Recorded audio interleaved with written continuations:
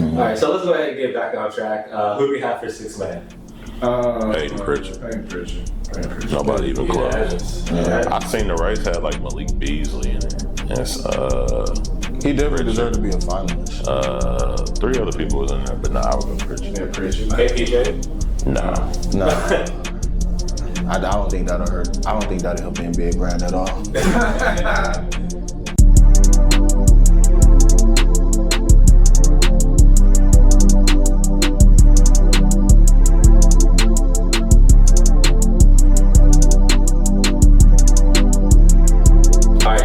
Playoff time is always brings out the stars and the award debate. So let's go ahead and get into that. Who is our MVP, defensive player, coach of the year, and sixth man? I think we all can consensually say that it'll be Shai Gilgeous-Alexander, unfortunately.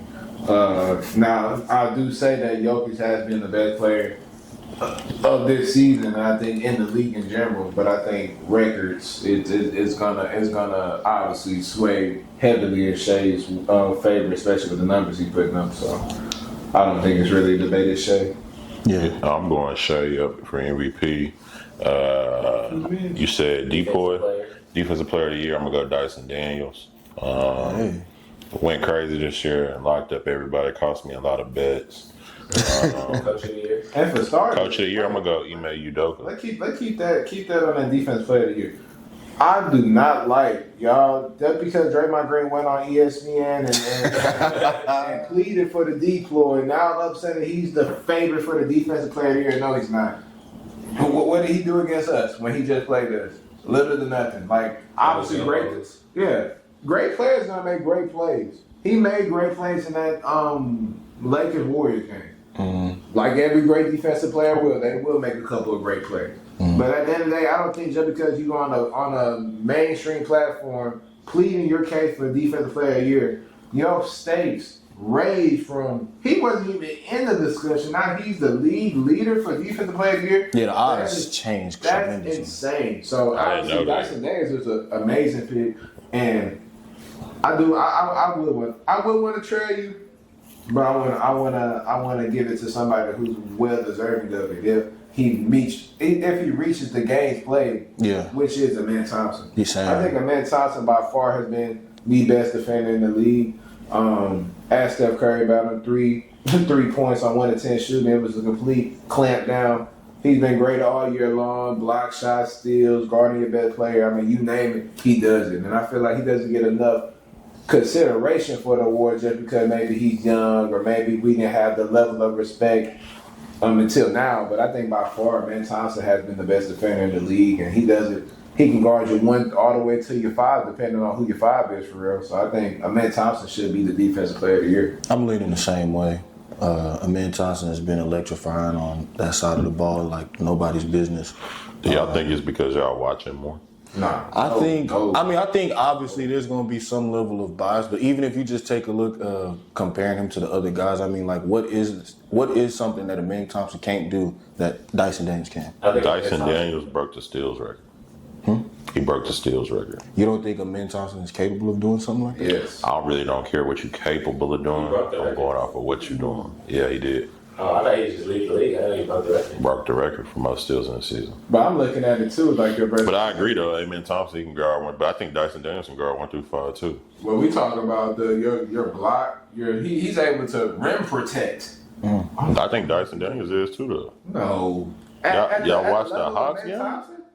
We talking about, bro, Amen Thompson are we shit like that? Amen Thompson's versatility. Dyson versatility as well. Everything that Amen Thompson can do, I think Dyson Daniels can do. You think maybe not to the level of that's the problem. Because we watch Amen Thompson more, but I think he can still do what Amen Thompson does. I think that's the problem. We're not talking about what you can do. Let's talk about what you can do. Have done. No, it's exactly. about Exactly. That's not what I said. I said what you could do. All right, on to the next topic though, man. With the addition of Sorry. Like, pull your shorts down. Oh yeah, that nigga looked naked in the last video.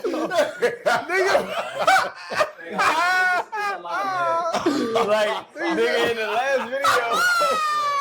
I say, where the fuck is your shorts at, nigga? Hey, nigga. better. I'm not talking about what you have done. I'm talking about what you have done that's better. Okay, so what has Amen Thompson done?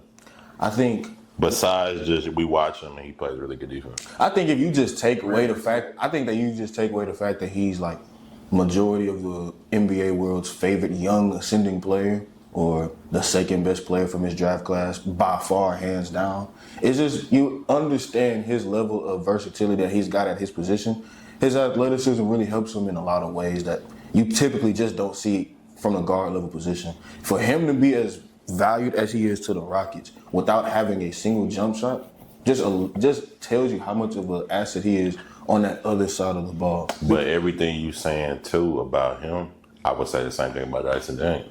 He can't really shoot the ball, but he lock up on defense. Lead the league in steals, youngest player to get to 200 steals in a season, broke the record from Chris Paul. Leads the league in deflections, broke the record for pass deflections. And I'm gonna take it away from the Ben Thompson and Dyson Daniels argument. I'm gonna throw Evan Mobley in there. I think he should be in the mix too. I don't know where the hell Draymond Green came from. I agree on that, but definitely I'm gonna go Amen Thompson. I'll throw Dyson Daniels in there. I think you gotta throw Evan Mobley in there too. Okay, that's right. Okay, and the coach of the year, I like Ime Udoka. I'm going Ime Udoka. But me personally, I'd probably be giving JD Bickerstaff. I mean, Who you coach for? Oh, the Pistons. Yeah, I would take that's a good play too. I would take that. Yeah. They went from the worst team in the East To clinching the playoffs. They tripled. Playoffs. They're not in the play-in. They're in the playoffs. So Yeah. I think that turnaround from that team, despite little change up, I mean, Ron Holland. Longest losing streak. Yeah, they added a lot of more veteran players this year. Yeah. Beasley, Tobias Harris, all those players.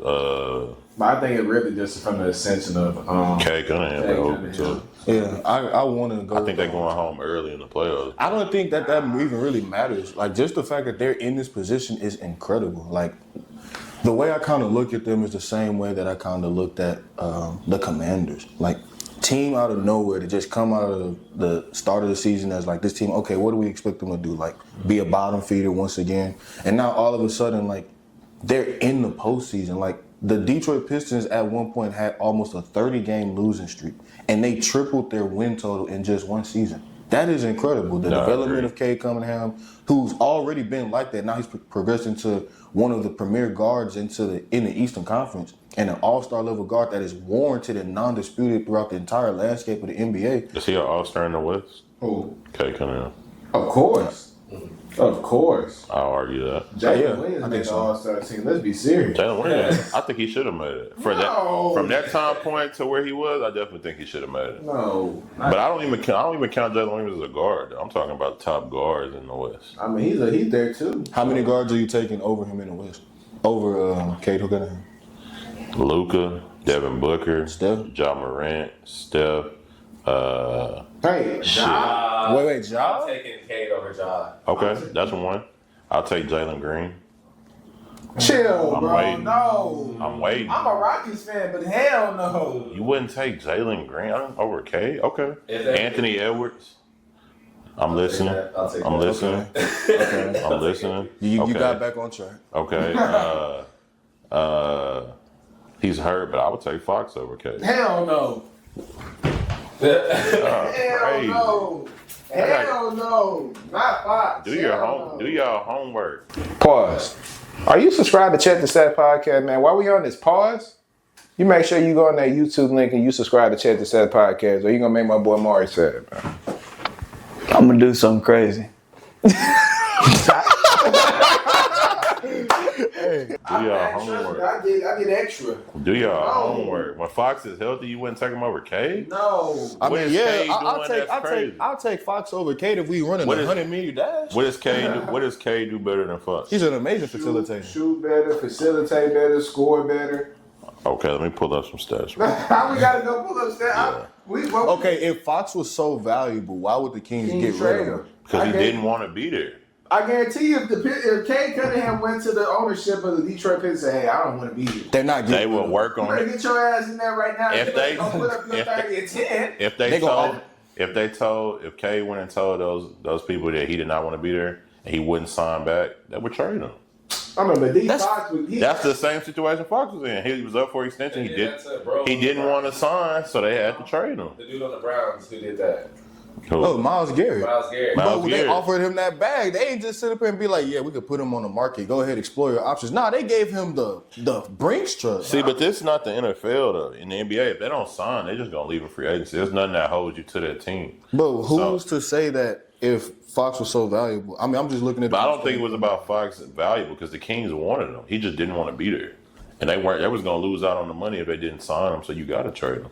So he really forced their hand in that situation. But I feel like the Pistons, they would do everything. I feel like the Kings didn't do everything in their power to make sure D Fox didn't walk out the door. I feel like they was kind of like, They so offered. They offered him 2 extensions back to back, and so he turned down both. But look at it though. What more could you? I mean, now granted, they could have built the team maybe a little better around him, and I think the Pistons can still build a team a little better around. But him. Motor City, they're looking at it from a standpoint of like, this is the best that Detroit has been prior to the Blake Griffin day. I'm talking about, when was the last time they've been to the playoffs prior to Blake Griffin? When they had Chauncey?